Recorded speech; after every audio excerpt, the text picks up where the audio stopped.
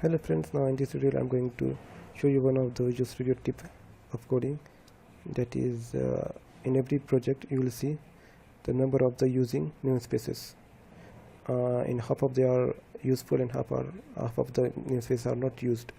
So to overcome from which ever the namespaces are not used, to remove, but we don't know how to remove which are used into the form.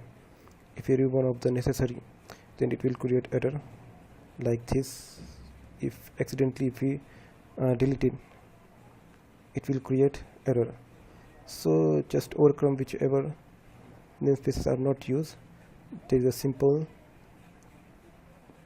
step is that just right click over the form,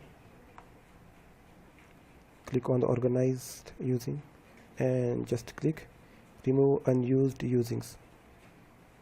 Now you can see half of the namespaces are removed, whichever is not necessary, and you can use in another form.